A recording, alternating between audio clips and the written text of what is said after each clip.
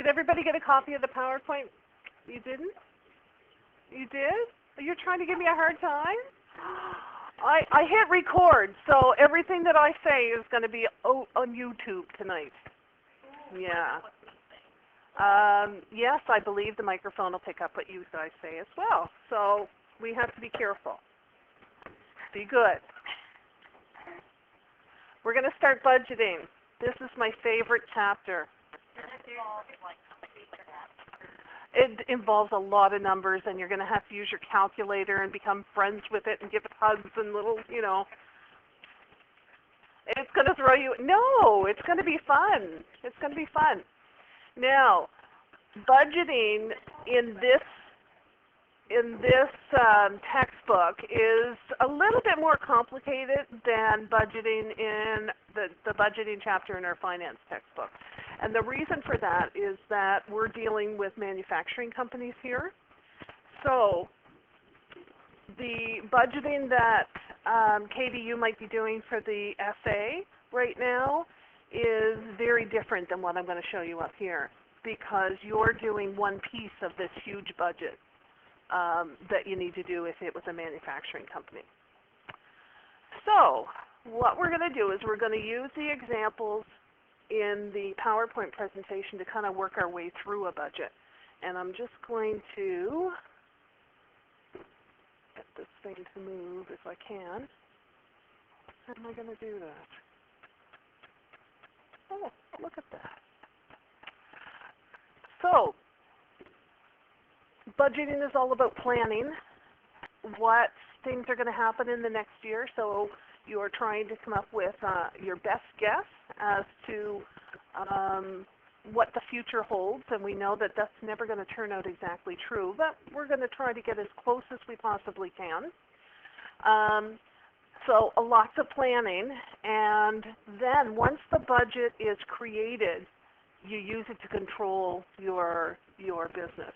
You have to refer to it often and compare actual results to your budget in order to see if things are going well or not going well, or unexpected things are coming up.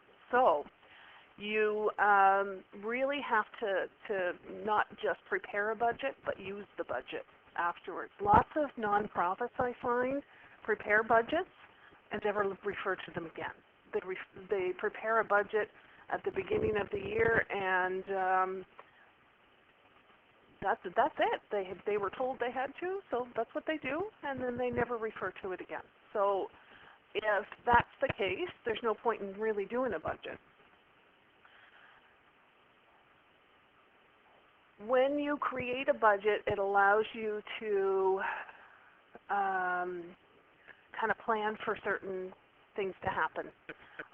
Like if you wanted to increase your production of a certain product, and you needed to make sure that you purchase more raw materials than you did before. That's part of the planning that happens.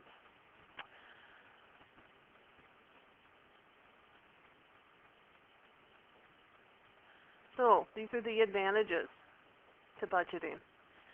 It really enables you to communicate plans. For example, if you're in a manufacturing company and you have different divisions, a division manager would get a copy of the budget for his division, and then he knows what management is really planning. What's the expectation of meeting the goals for the company. You can potentially find troublesome areas that might hold back you from meeting your goals, and you're going to be able to plan your resources, plan the future a little bit. You might decide, okay, if we really expand our production line, we're going to have to go out and get a bank loan because we don't have enough cash to be able to pay for the inventory that we need in order to change something dramatic like that. So budgeting really has a lot of advantages if managers want to use the budget. All right, this budgeting process starts with the sales budget. You got to have a starting point, and that's what it is. The sales budget is the most important, and it really impacts all of the other pieces of the budgeting process. And basically, what we're going to end up with throughout this budgeting process is we're going to start with our sales, and we're going to work our way down to a budgeted income statement and a budgeted balance sheet. That's going to be, and a budgeted cash flow statement as well. So that's going to be the final goal, is to get those three financial statements to create those three financial statements as a budget. So the starting point is the sales budget. So in real life, if we were going to create a sales budget for this college, what do you think would have to go into our budget? Because we do create a budget at the college. What does the college's say on? Yeah, tuition, absolutely.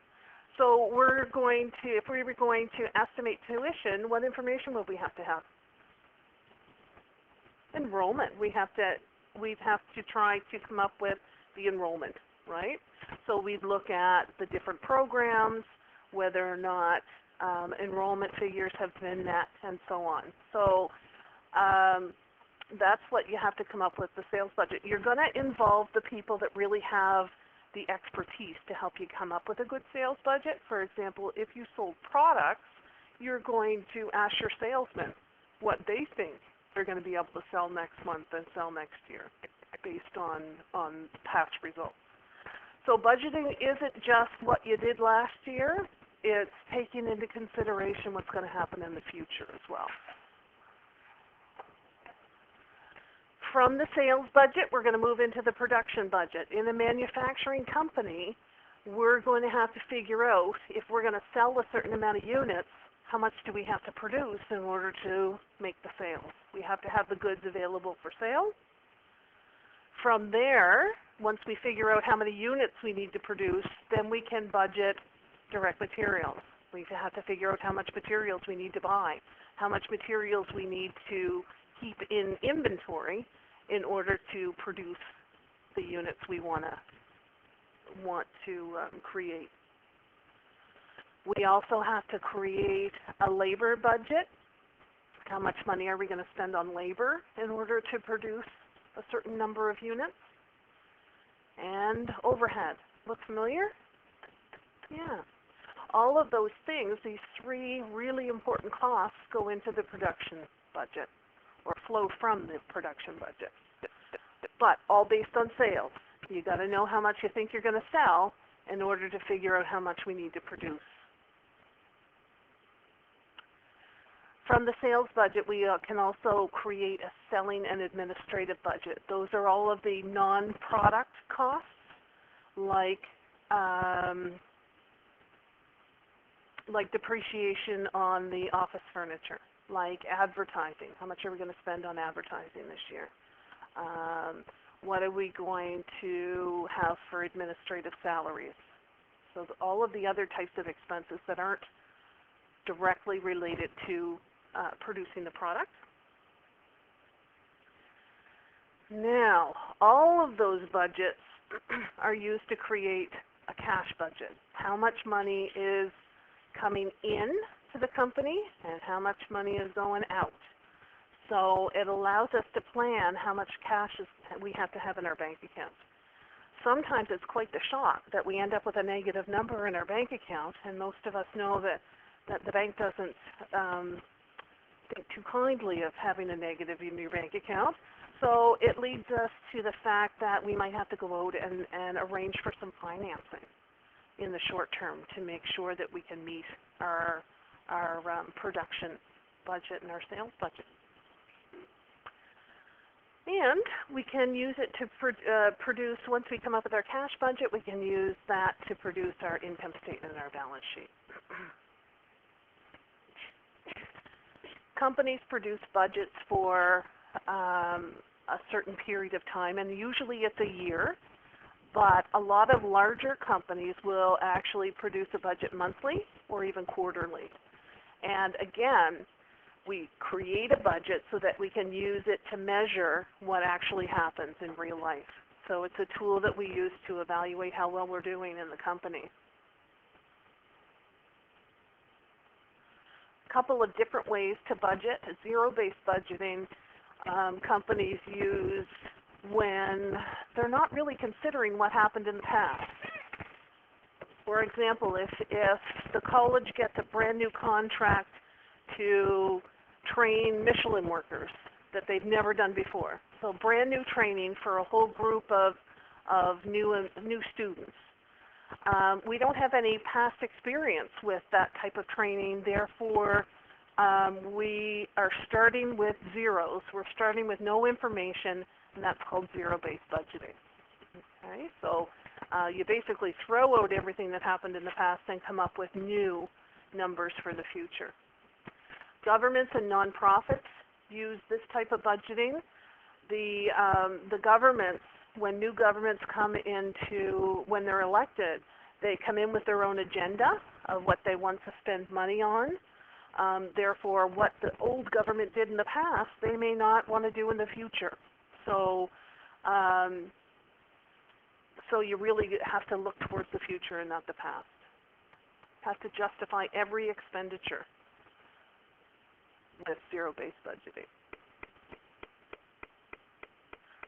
All right, so what we're going to do is go through the budgeting process, and we're going to start with the sales budget. I'm going to give you information that you would have to really dig for if you were out in industry. You'd have to get some people to help you create the sales budget.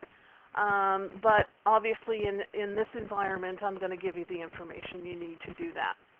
So the PowerPoint presentation that I've given you starts with a sales budget on the bottom of 8.3.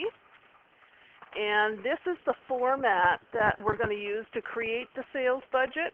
And I left it blank so that you can fill in the numbers as we go. And I'm going to fill them in on the PowerPoint slide, and you can fill them in on your copy.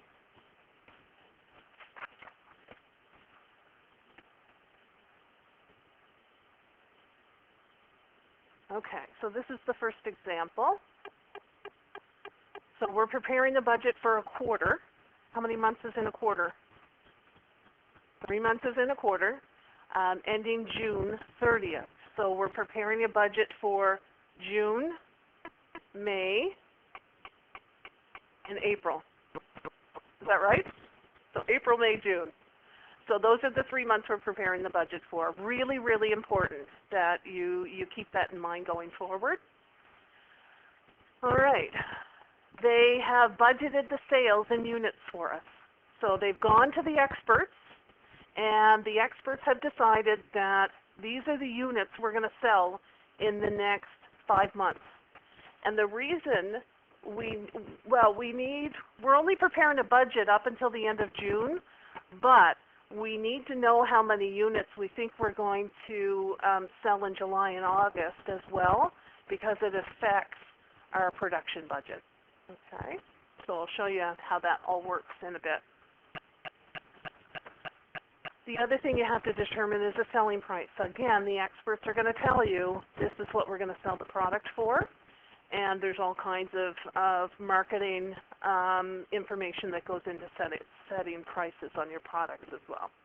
So experts are going to tell us all this information.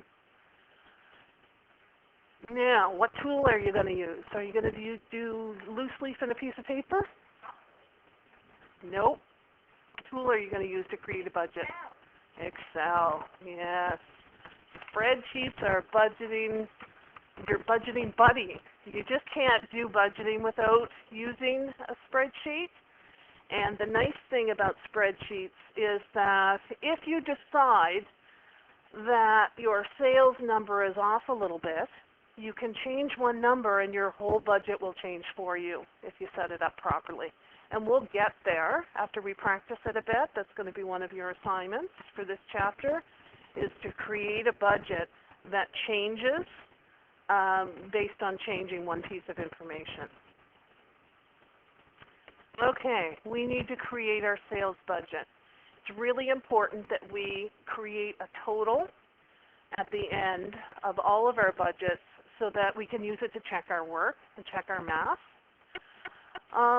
So I'm going to give you a minute to fill out the sales budget. And basically what we're looking for here is sales in dollars.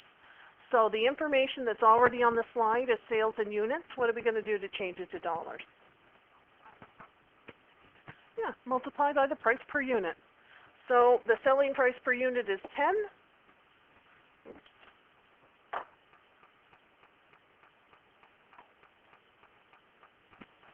Back button here.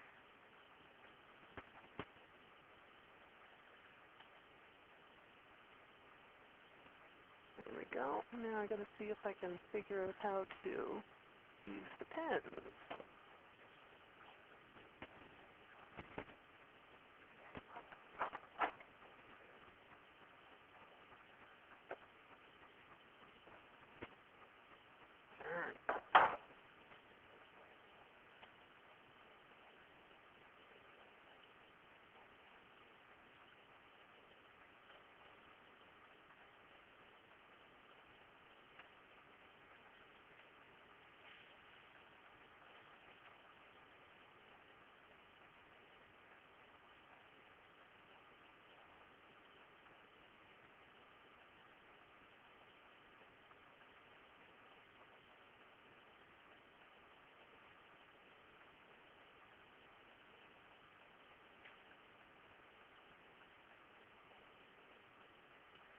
I may have to take this out of presentation.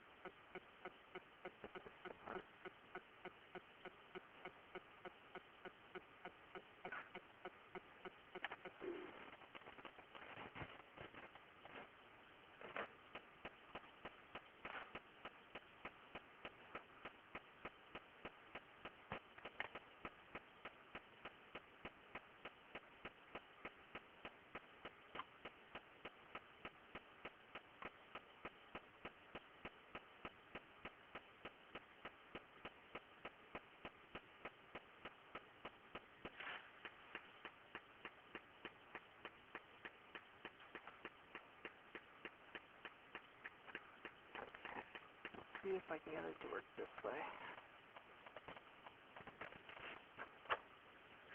So the price is 10.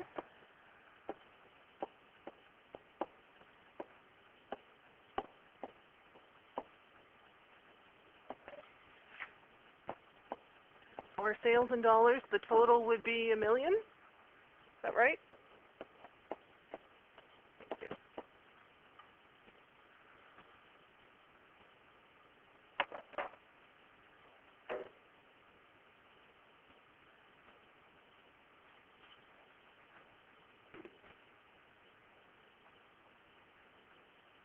Oh, my inking didn't stay with the slide.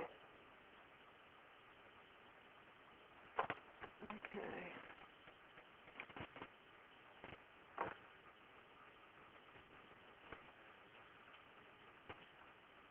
Next step, once we have the sales budget, is the production budget. Do we produce? What were the sales in April? Look back on your last budget. Sales in April were how much? How many units were we going to sell? 20,000. Are we going to produce 20,000 units in April? No, we don't usually produce the exact amount that we're going to sell. Usually we take the next month's sales into consideration as well, because we may have to produce them the month before we sell them. So you need to meet with your production manager and find out how much we need to produce in the month and what we want to end up with in inventory at the end of the month.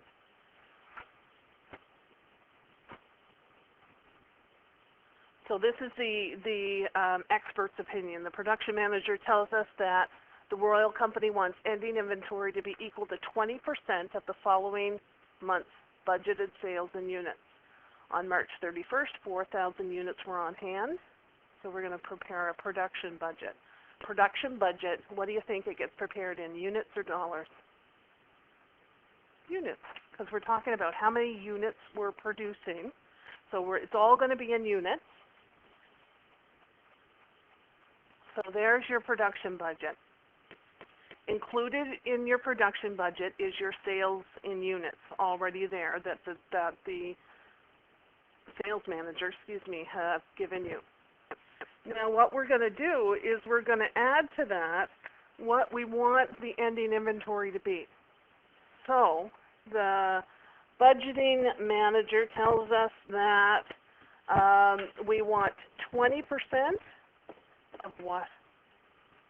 What did that last slide tell us? 20% of the following month. Right. So in ending inventory, we want 20%. In April, we want 20% of May as our ending inventory. So 20% of the following month. So 10,000 units is what we want to end up with in ending inventory at the end of April. So when we look at April, we say, okay, we're going to sell 20,000 units. I want 10,000 units left over at the end of the month. So we need 30,000 units in order to make that happen. That's not necessarily what we're going to produce, though, because we may have units left over from the previous month. And in that information, it tells you how many units are left over from the previous month. 4,000. So what do we need to produce this month? Well, we want to have 30 to meet our sales needs and our ending inventory needs, but we already have 4. So 26,000. Remember, these are in units. That's what we're required to produce for the month of April. That's how many units we need to produce. How many are we selling? How many units are we selling in April? 20,000. Why are we producing 26,000 if we're only selling 20?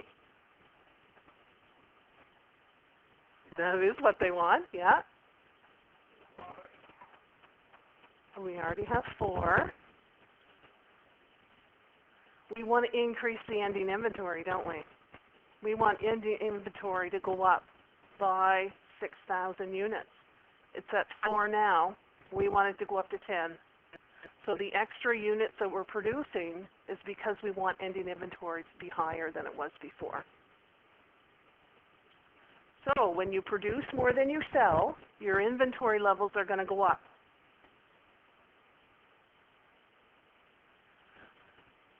Okay, we're on to May. We know that we're going to sell 50,000 units in May.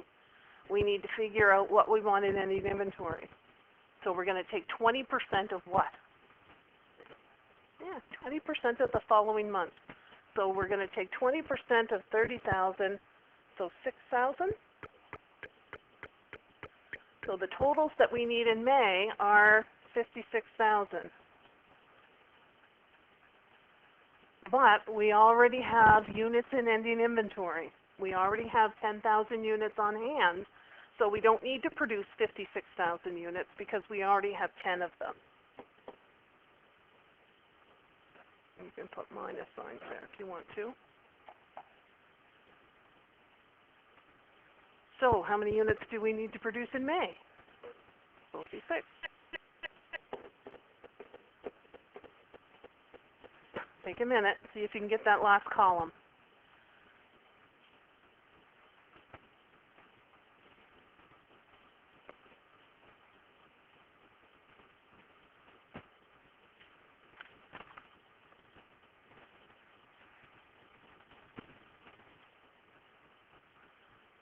The first piece, or the first field, is the trickiest. What are we going to take 20% of? July sales. Yeah. So you have to look back in the PowerPoint presentation and find July sales.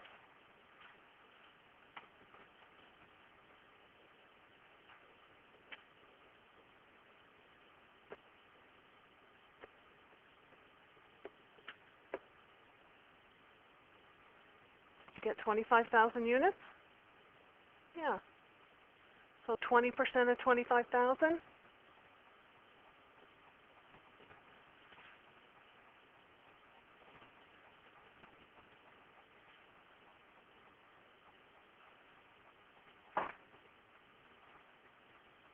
What was our beginning inventory in June? Yep, 6,000. So we're going to produce 29.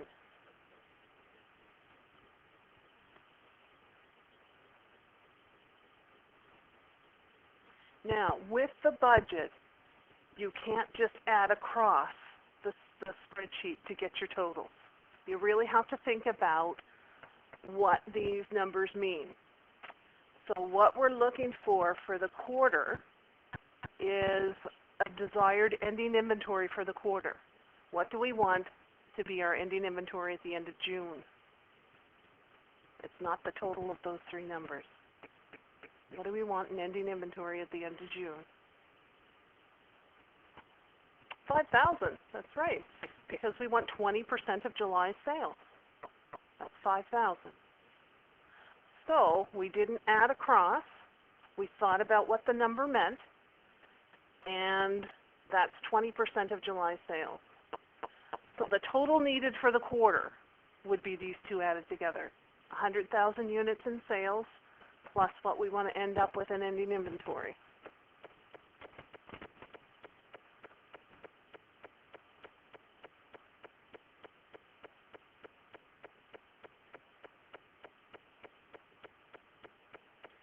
Now, beginning inventory. What was the beginning inventory at the beginning of the quarter? 4,000. So we're going right back to April, and we're looking for beginning inventory at the beginning of the quarter.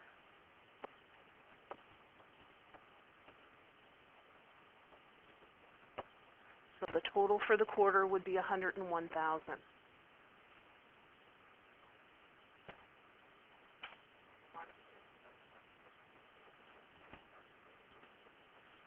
Why didn't we take the 4,000? Because that's what the inventory was at the beginning of the quarter. So at the beginning of the 3 months, that's what we had in inventory, and that's what they told us in the question. Okay?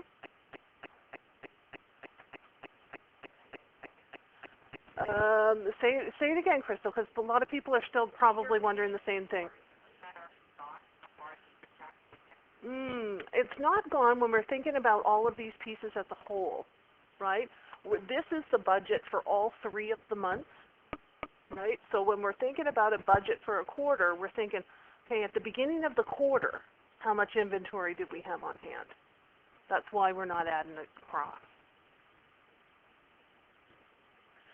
Now, when we get to the end, the total production for the quarter should equal these 3 numbers, the production for all 3 months. Does it? Good. How nice would Excel be? Amanda, what kind of look was that? A good look? You don't like Excel? Yeah.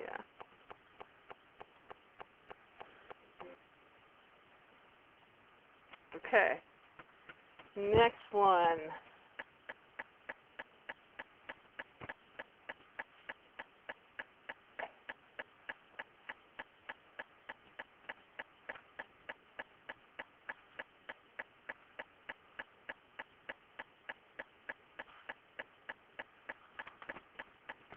By the end of this, I'll get all these markings to stay with the slide.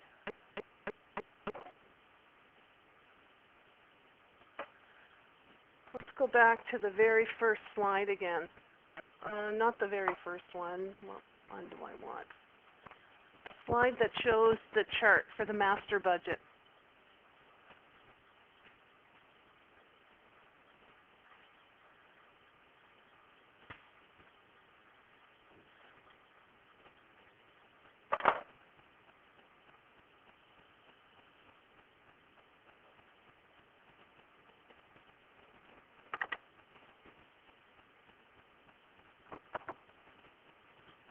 More.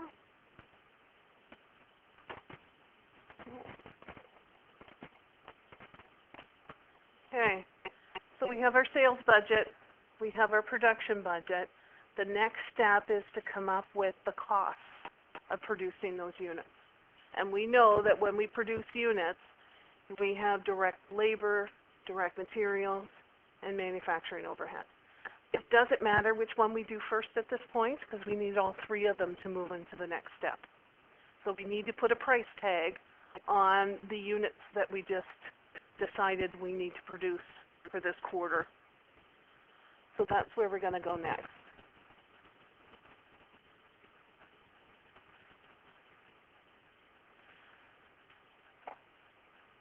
Except they want us to go to cash collections. Go figure. Let's go in order of the slides. So, cash collections. Do we assume that every company collects its money when it sells the product? No. Sometimes that's true. For retail stores, most of them do collect their revenue as soon as they're selling the product. Businesses that sell to other businesses, though, don't. They typically give their clients terms of sale. When you give your clients terms, like net 30 or net 45, they're going to take time to pay, which means if you sell something in June, when are you getting the money if it's net 30? July. That's right. So, this is Royal's collection pattern. 70% is collected in the month of the sale. 25% is collected in the month following the sale, and 5% is going to be uncollectible. Okay, so that brings bad debts into the picture. March 31st, we have accounts receivable balance of $30,000, and it's going to be collected in full in April. So we need to come up with how much money we think we're going to collect for the quarter. So here's our cash collection.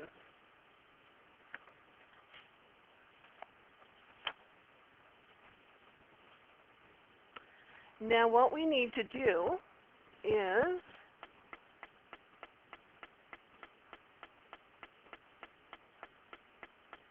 figure out what April's sales are going to be.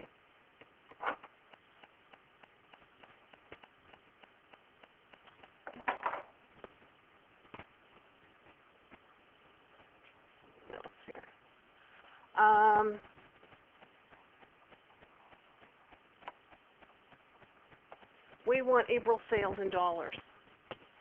How much? Go back to your budget.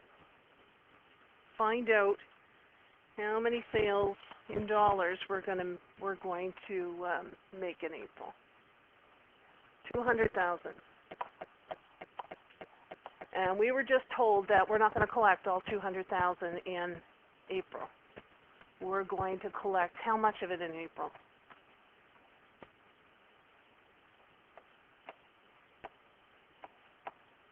$75% from the last slide. Is it 70? Thank you.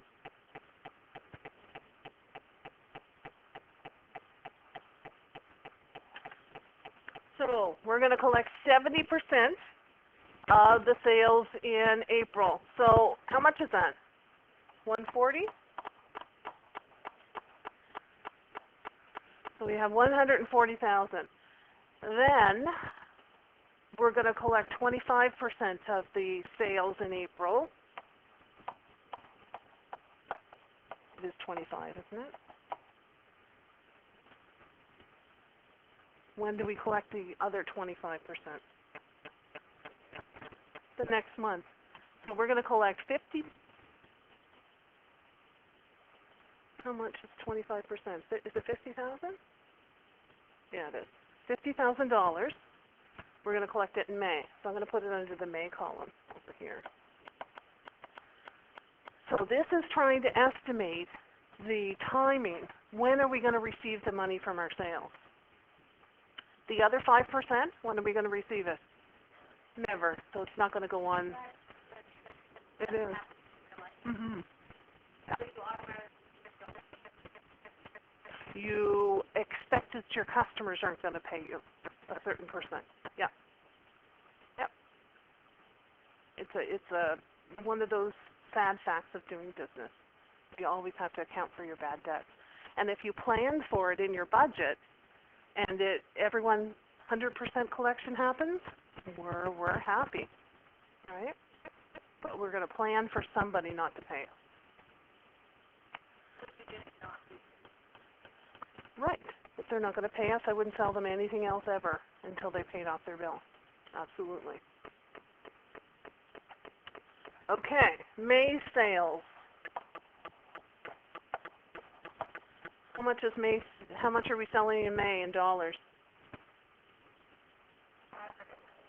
$500,000.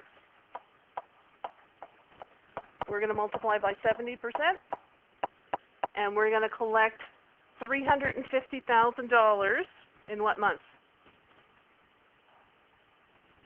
In May. That's right. So we're going to put the $350,000 in the May column. And then we're going to collect 25% in the month after the sale. So what month is that? June. So 25% of 500,000, 100,000. Thank you.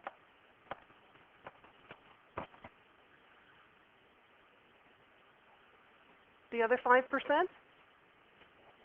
we're not going to collect it. Very sad. June. June sales, we have 300,000.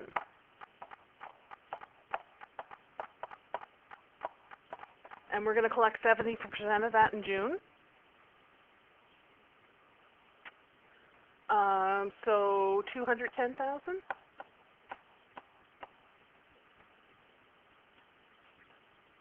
Do I need to do the 25%?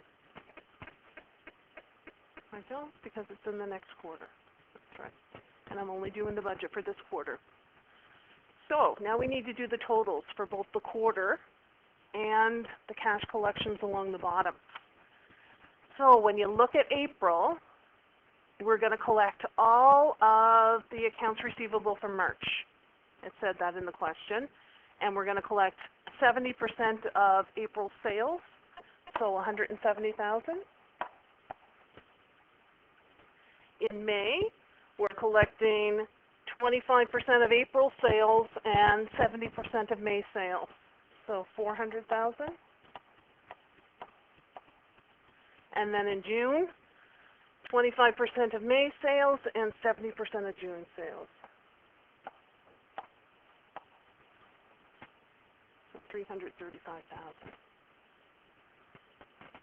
That's going to give us our cash collection.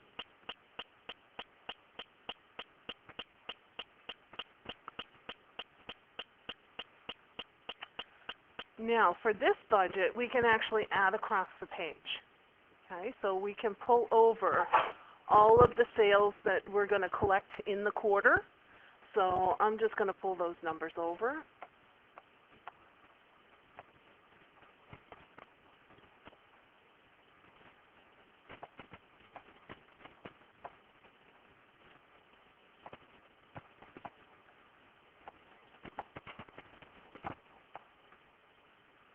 So the total cash collection should add down the column and across. 905. So for the quarter, this company is expecting to collect 905,000.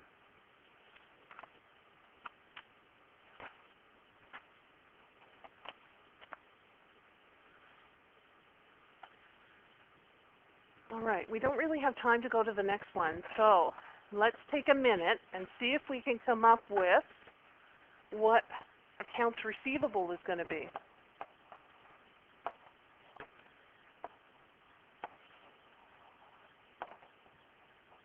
I want you to take a minute on your calculators, and I want you to come up with what's in accounts receivable at the end of June.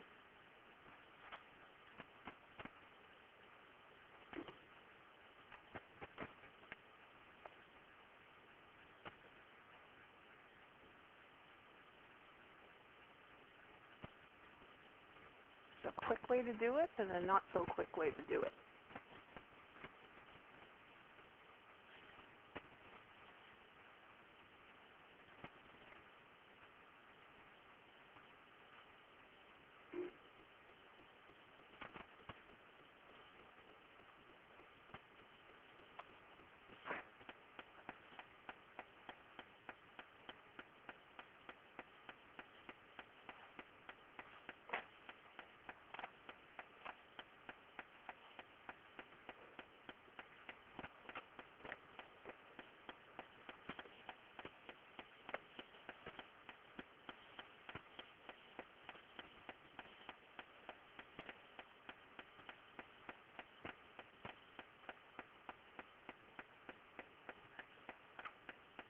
think it's,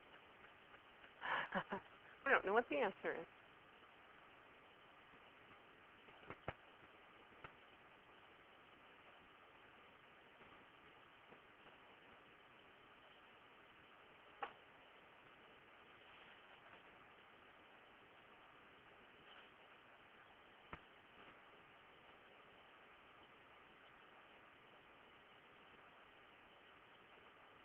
Everybody have enough time to think about it?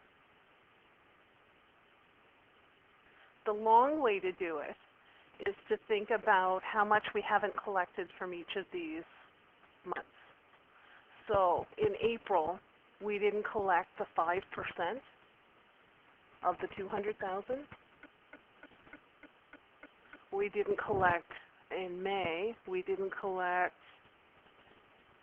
for May sales. We didn't collect all of it either. We still have the 5% of $500,000. And in June, we didn't collect 30% of the $210,000. Is that what you guys were thinking? It's 210? No, 300.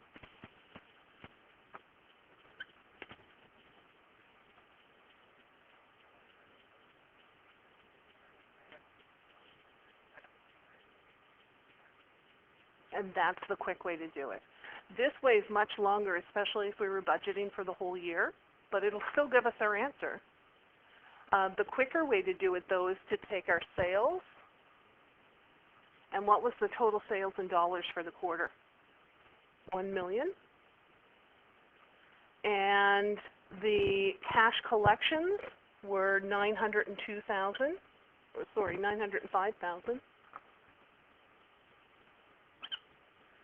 But 30,000 of that related to March.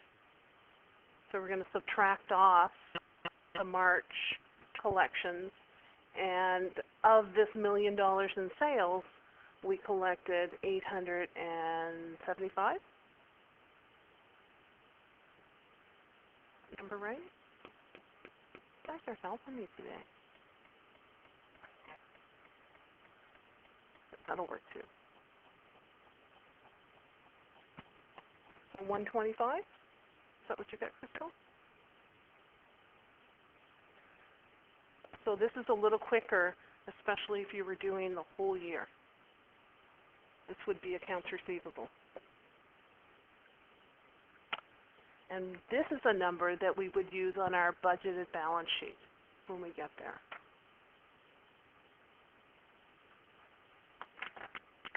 All right, so that's that. Tomorrow's class, we are going to continue on with this example, so make sure you bring your PowerPoint presentations with you. And we're going to see if we can get through the rest of the budget. This takes quite some time to get through. It's a long process. So hopefully we'll get to the budgeted financial statements in tomorrow's class. If not, we'll pick it up on Tuesday, because you guys get an extra long weekend. Oh, we don't have managerial on Tuesday. Good. All right, I will see you upstairs. I'm just going to turn this off.